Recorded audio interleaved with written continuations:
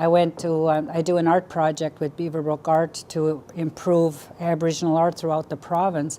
And right now I'm working with grade 5 and 6 students. When I went into my first class last Wednesday, I spoke to them in the language and they're all giggling and stuff. And I says, I hope you're happy because you're hearing your language. And, you know, they were shy, you know. And I said, you know what? I'm here to feed your spirit.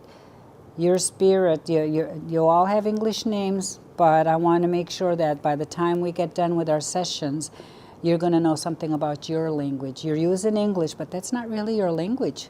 That's your other language. You have another language that's way inside you.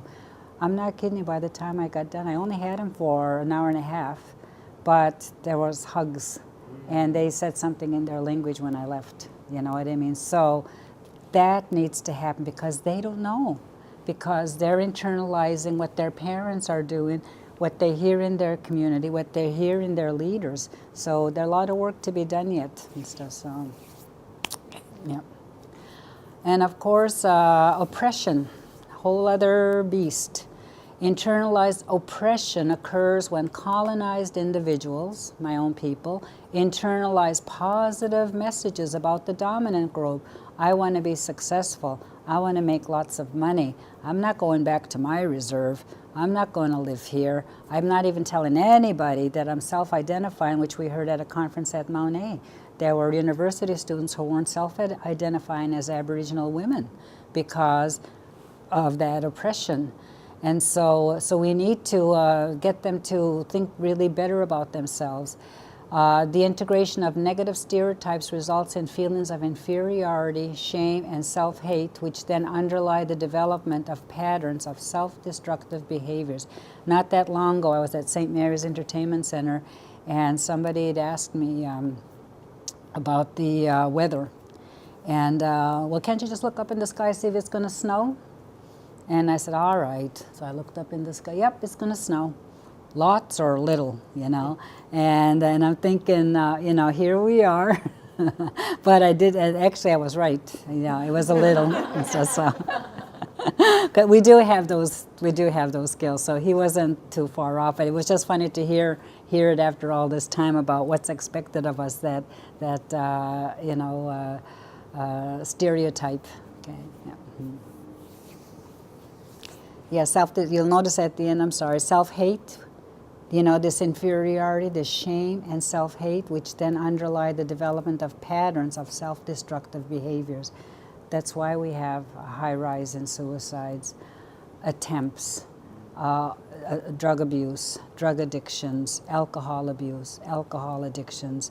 There's a lot of that, and especially for the ones who went to school at a residential school.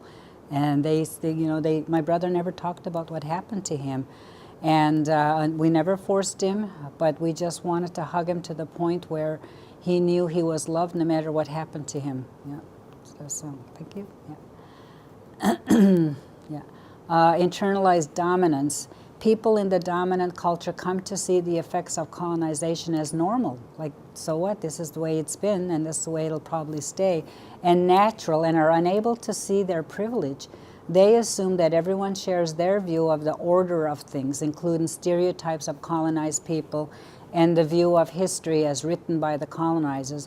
That's why we need more Mi'kmaq and Wolastoqey writers, you know, to promote that read from ours. And as I think I shared with you when you came to my home about, I finally published one of my stories because I'm a linguist by trade, and for years I've been translating English to Maliseet, and finally I said, I'm going to, when are you ever going to ask for one of our stories? So we published 4 stories from our language to English, you know, for the province. They're supposed to be in all the schools, but there's nobody out there that's going to go to the schools and check. That's a position I'm thinking of making for myself when I retire, is to be what would the title be? Not an ambassador, but somebody who goes in to go check up on languages. I know they have one for friends. Yeah, monitor. Yeah, but there's another, starts with an A, whatever that English word is. But you go and you go check in all the schools and make sure they're doing what they're supposed to do. But I want to do that for language. I want to do that for culture. I want to do that for just cultural space, to see how many schools do honor our traditions like they're supposed to and stuff. So, yeah, so we need to write more, yeah. Objectification, the next one coming up, is really, this is where language comes into it, and I was telling Lee, really have to have something about language because it's language that shapes our worldview, and if language is absent, then whose worldview are we presenting? So it has to be within our language. So objectification happens to us. The process of relating to persons in a way that depersonalizes them. Like my name, right? Instead of using Blossom was all my life, I had to give it up until I was in my 40s, you know, because Imelda was the suitable name for my education, you know. So what happened there? You know, I was depersonalized. When people are objectified, they cease to be thought of as a living, thinking, and experiencing individual, and instead are seen as things that can be studied, measured, manipulated, and acted upon. And that's why when we go do research, there's going to be a big ethic, you know, watch that has to happen before anybody is researched now, because throughout the years, all the research that was done on us didn't benefit us. But we have lots of publishers, lots of people who wrote about us, lots of people that got their PhDs, lots of people who can live the rest of their life wealthy because of the knowledge they got from us, but we didn't benefit. So now we're very, very careful on making sure we have our own Mi'kmaq Wolastoqey ethics watch to make sure that if anything's going to be done, then we have to be involved.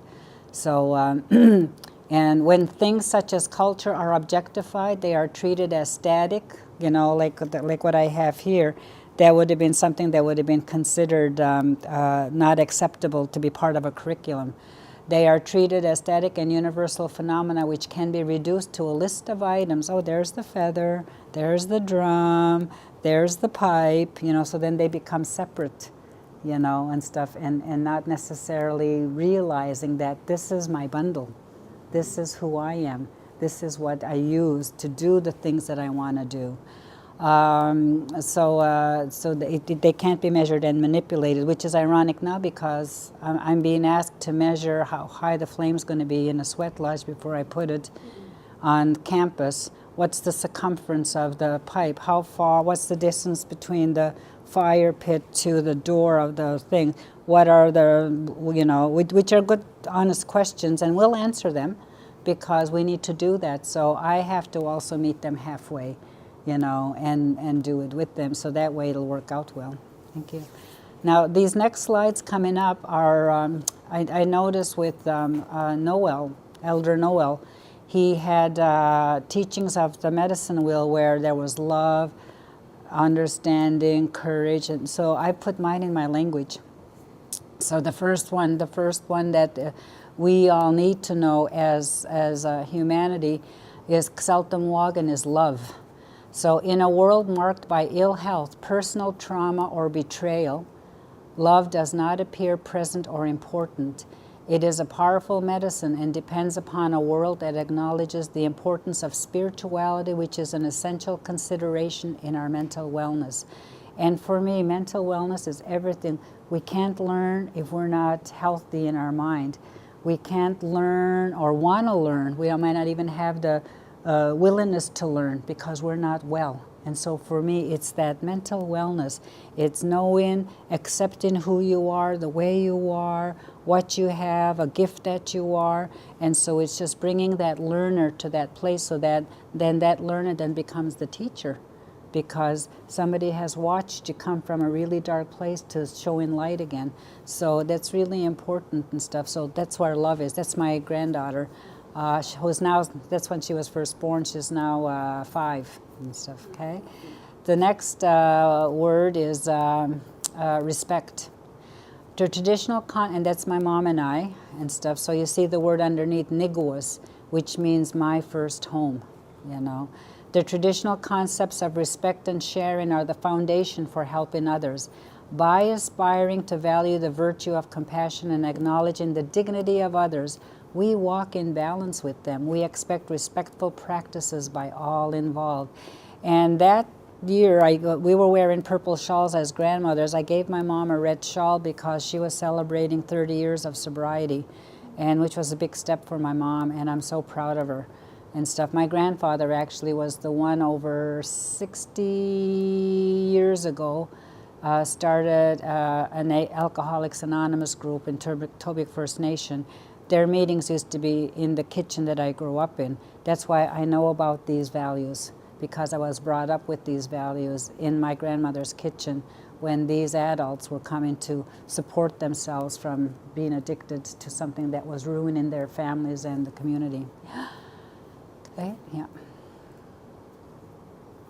And of course, this is courage. You know, we call a soldier Zamaganus, you know, a warrior. Ginab is the brave one, so this is courage. To have the mental and oral strength to overcome fears. Oral meaning being brave enough to express your feelings, being able to say, I'm hurting, you know, as opposed to, I don't want to tell anybody how I'm feeling. And that's what happens. So somewheres along the line, trust has been broken that we can't even be honest with our own feelings. And so it's really important to have that oral strength to overcome fears that present us, you know, present us from living our true spirit, or prevent us, I guess, from living our true spirit as humans is a great challenge that must be protected. Living of the heart and living of the spirit is difficult. The gift of ceremony teaches us how to face any danger to achieve these goals. And Samaganus means the warrior for my elder. Yeah. Okay. Yeah. Walam Sitawagan is truth. You know, honesty, actually. Traditionally, the highest honor that could be bestowed upon an individual was the saying, there walks an honest person. She or he can be trusted. To be truly honest was to keep the promise